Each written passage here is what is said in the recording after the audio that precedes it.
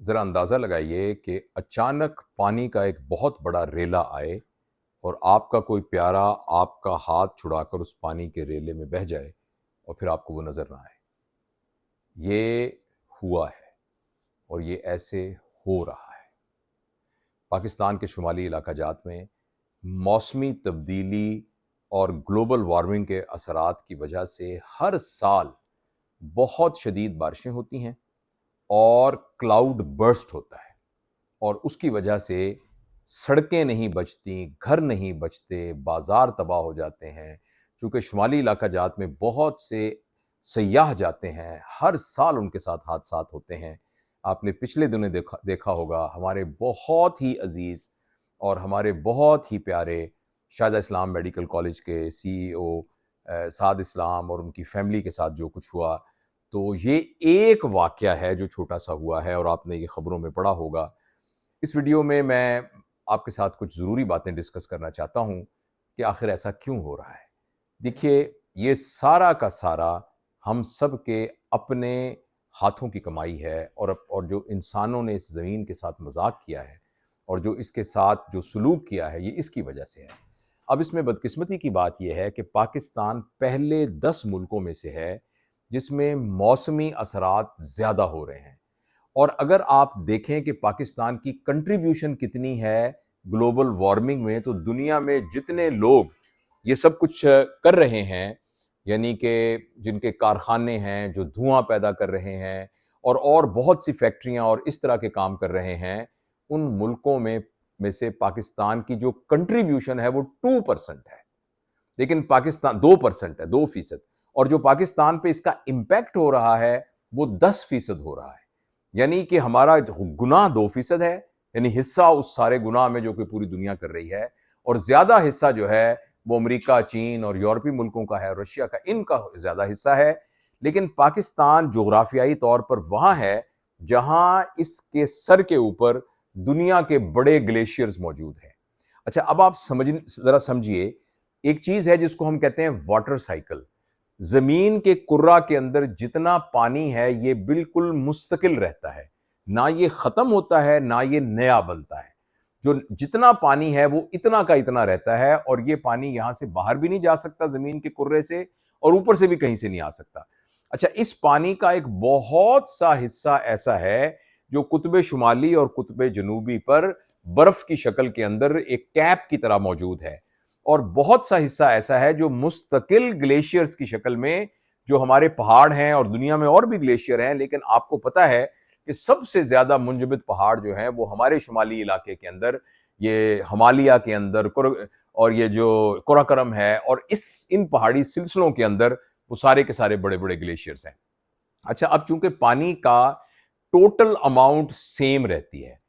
دنیا کے اندر، پانی جو ہے یا وہ برف کی شکل میں ہو، چاہے وہ پانی کی شکل میں ہو، اس کی مقدار کم یا بھاپ کی شکل میں ہو، وہ مقدار ایک رہتی ہے، وہ کم نہیں ہوتی۔ اچھا، اب ہوا یہ کہ زمین کا درجہ حرارت بڑھ رہا ہے، جس کو ہم گلوبل وارمنگ کہہ رہے ہیں، جس کی وجہ درختوں کا کٹاؤ ہے شدید قسم کا، جس کی وجہ سے نئی فیکٹریاں لگنا ہے، یہاں دھوپ کرنا، یعنی یہاں معاف کیجیے گا، یہ جو کاریں، موٹریں، یہ جو دھواں نکالتی ہیں، یہ سارا اس کا امپیکٹ ہے۔ اور بہت سی جو فیکٹریاں وغیرہ لگی ہیں دنیا میں، ایٹمی یعنی جو بھی تجربات ہو رہے ہیں یا جو کچھ اس قسم کا آتشی کام ہو رہا ہے، ان ساروں کی وجہ سے زمین کا درجہ حرارت بڑھ رہا ہے۔ اور جب زمین کا درجہ حرارت بڑھتا ہے تو وہ جو گلیشیئر ہیں وہ پگھلنا شروع ہو جاتے ہیں، اور جب وہ پگھلتے ہیں تو وہاں سے وہ پانی میں کنورٹ ہو جاتے ہیں، اور وہ پانی وہاں سے سمندروں میں آ جاتا ہے، اور جب سمندر میں پانی زیادہ ہو جاتا ہے اور زمین بھی گرم ہے تو پھر یہ پانی بخارات بن کے اوپر اڑتا ہے نارمل سے زیادہ،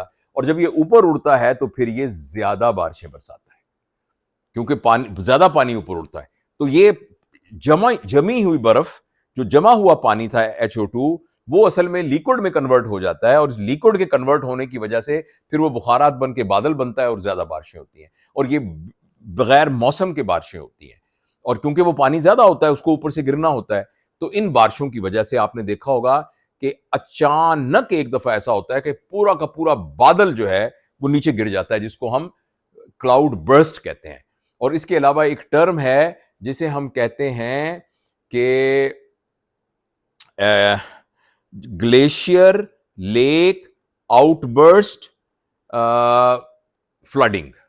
गॉफ, GLOF,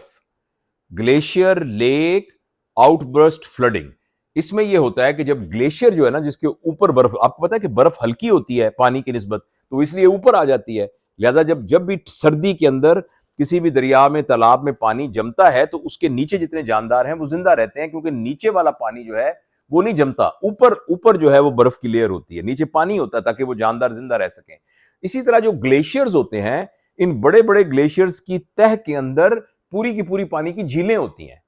और जब ये ग्लेशियर पिघलता है तो ये जो पूरी की पूरी पानी की झील है, ये बिल्कुल गैर मुतवक्को तौर पर पूरा पानी ऊपर से नीचे आ जाता है। जो बड़े बड़े रेले आते हैं सैलाब के, ये पूरा का पूरा पानी का पहाड़ जो है वो आता है, और आके फिर वो अपने सामने किसी चीज को नहीं देखता, सबको बहा के ले जाता है। इसको हम कहते हैं Gauff, glacier lake outburst flooding. और पाकिस्तान में ये 12 दफा इसकी वार्निंग दी गई है कि ये गॉफ होने वाला है,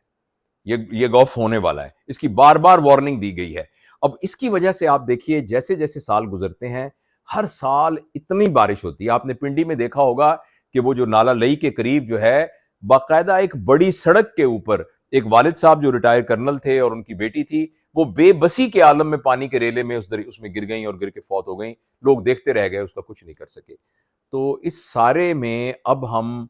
तशवीश करें, वीडियोस बना बना के डालें, अफसोस करें, इससे ज्यादा अहम यह है कि हम इसके लिए कुछ करें। और इसके लिए क्या कर सकते हैं, मैं सारे इकदामात ऊपर से नीचे तक आपको बताता हूं। कुछ इकदामात ऐसे हैं जो हुकूमतों के करने के, लिहाजा मैं ऊपर से शुरू करता हूं। दुनिया के सारे हुक्मरानों को मिलना चाहिए और उनको यह फैसला करना चाहिए कि हम इस जमीन को रहने के काबिल क्यों नहीं रख रहे, और पूरी दुनिया के अंदर टारगेट बनाना चाहिए कि जिसमें हम ये जितनी भी है ना गैस एमिशंस और जितना ये कार्बन फुटप्रिंट है, यानी जितना हम ये कंट्रीब्यूट कर रहे हैं ग्लोबल वार्मिंग में, इस सारे के अंदर हम बाकायदा कमी करें। और दुनिया में कोई एक ऐसी बॉडी होनी चाहिए जो उन मुल्कों को रोके जो ऐसा कर रहे हैं। नंबर 2, हम अपने मुल्क में दरख्तों की कटाई को रोकें। हमारे यहां कॉलोनियां बनाने का अब इतना रवाज हो गया है कि हम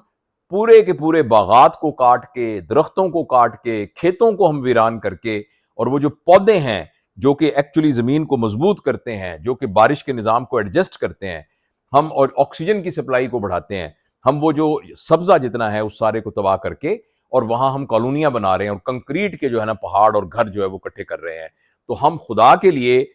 जो शजर कुशी है, आप कभी मरी जाते थे, क्या लश ग्रीन पाइन के दरख्त नजर आते थे, आप मरी जाएं, पूरे के पूरे पहाड़ नंगे हो गए हैं। इसी तरीके से इस्लामाबाद के इर्द गिर्द के जितने पहाड़ थे, वहां सारी पॉश कॉलोनियां बन रही हैं, सो कॉल्ड पॉश, लेकिन हवा में मिट्टी उड़ रही होती है। यही इस्लामाबाद जब मैं 30-40 साल पहले वहां रहता था, इतना हवा की तरफ साफ होती थी, हवा बिल्कुल क्लीन होती थी, आपको दूर का मंजर नजर आता था, रात को बादल नहीं होते थे, तो ऐसे लगता था कि सितारे जो हैं वो आपके दामन में नीचे आ रहे हैं। लेकिन अब आप देखिए, हवा में इतनी वो मट्टी और इस कदर ज्यादा गर्दो गुबार होता है कि आप कुछ चीज देख ही नहीं सकते, आपकी विजिबिलिटी इतनी कम होती है। तो हम ये जो दरख्त, पहला मैंने कहा कि पूरी दुनिया के हुक्मरान जो है इसके बारे में कुछ करें, ग्लोबल वार्मिंग को अपना एजेंडा रखें में बनाएं, हर समिट का एजेंडा होना चाहिए। दूसरी बात मैंने आपसे अर्ज की है कि हम अपने मुल्क में दरख्तों के काटने के अमल को रोकें किसी तरीके से। नंबर 3, हम में से हर शख्स ये कर सकता है कि हम दरख्त लगाएं, जितने ज्यादा हो सकता है दरख्त लगाएं। हम उसको बाकायदा रखें कि हर महीने के कुछ पैसे अपने घर से अपने बचा के उसमें हम दरख्त लगाएं, और हुकूमत एनकरेज करे स्कूल को, कॉलेज को, इदारों को कि वो जो सड़कें जा रही हैं ना, मेन रोड्स हैं, उनके साथ दरख्त लगाएं, और जिस जगह पर खाली जगह नजर आती है वहां हम दरख्त लगाएं जितने ज्यादा। और हुकूमत को चाहिए कि मुफ्त नर्सरियों से वो पौधे दें, जो वॉलंटियर लोग जो है लगाएं। दरख्त जितने ज्यादा लगेंगे उतनी ये चीज, बारिशों का निजाम बेहतर तरीके से कंट्रोल होगा। चौथा ये है कि हमारे जो साइंसदान हैं, जो वाटर मैनेजमेंट के माहिरीन हैं, उनके फंड में इजाफा किया जाए, उनके बजट में इजाफा किया जाए। वाटर मैनेजमेंट की रिसर्च जो है, जो पानी के सारे इन तमाम चीजों के रिसर्च और लोकल कस्टम सॉल्यूशंस निकालने के लिए उन लोगों को इनकरेज किया जाए, और बाकायदा उन महकमों को जितना नेसेसरी फंड है, जो कि साइंटिफिक सपोर्ट उनको चाहिए, वो उनको प्रोवाइड की जाए, और उनको जो है इंटरनेशनल कोलैबोरेशन की जाए ताकि वो अपना लोकल यहाँ इलाके का कोई सोल्यूशन निकाल सकें। اس کے علاوہ ہمارے ادارے جو مینٹننس سے متعلق ہیں، جو وارننگ سے متعلق ہیں، جو ریسکیو کے متعلق ہیں، ان کو اسپیشلی ٹرینڈ کیا جائے اور ان کو یہ کہا جائے کہ کس طریقے سے وہ ان تمام چیزوں کو ٹھیک کر سکتے ہیں۔ دوسری بات یہ ہے کہ ہمارے عوام کو یہ سمجھنے کی ضرورت ہے کہ جب بھی وارننگ ہو، جب بھی یہ بتایا جائے کہ یہ رسکی ایریا ہے، تو وہاں رسکی ایریا میں مت جائیں۔ ہم اپنی مرضی کرتے ہیں اور بغیر وارننگ کو سنے ہوئے اور وہاں پہنچ جاتے ہیں، اور پھر ظاہر ہے پھر جو حکومتی ادارے ہیں، جو ریسکیو کا کام ہے، وہ ساری چیزیں کنسٹرین ہو جاتی ہیں، وہ کمپرومائز ہو جاتی ہیں اور وہ صحیح طریقے سے مدد نہیں کر سکتی۔ تو یہ ایک پورا کا پورا، اور یہ میں آپ کو بہت ہی دل دکھانے والی بات آپ سے کرنے لگا ہوں کہ جیسے وقت گزرے گا یہ ہر سال اگلے سال سے مشکل ہوگا، ہر سال اگلے سال سے مشکل ہوگا۔ اگر ہم نے ماحولیاتی تبدیلی کو سمجھا یا نہیں سمجھا، ہمارے پرائمری اسکول کے بچوں کو ہائی اسکول اور کالج میں ماحولیاتی تعلیم کو اویئرنیس کے طور پر ایک سبجیکٹ یا بڑے چیپٹرز کے طور پر شامل کرنے کی ضرورت ہے۔ پریکٹیکل، اس طرح کے پریکٹیکل کرانے کی ضرورت ہے تاکہ جو بچے اسکولوں کالجوں سے پڑھیں ان کو ماحول کو کنزرو کرنا، یعنی پانی کو ہم اپنے گھروں میں پانی کی بچت کریں، پانی کو کنزرو کریں۔ اسی طرح یہ جو شاپر ہے اور اسی طرح سے جو پلاسٹک ہے جو کہ جس کو ہم آپ ریسائیکل نہیں کر سکتے، اس کے استعمال کو سب سے کم کریں۔ تو یہ وہ مختلف باتیں ہیں جو ہم کر سکتے ہیں، جن کے کرنے سے اس طرح کے خوفناک صورتحال سے ہم بچ سکتے ہیں۔ اگر ہم آج کوشش کریں گے تو کم از کم ہمیں 15-20 سال لگیں گے حالات کو دوبارہ نارمل لانے میں، اور اگر ہم کوشش ہی نہیں کریں گے تو ہر سال اگلے سال سے مشکل ہوتا جائے گا۔ اللہ تعالی ہمیں ہر آفت سے بچائے۔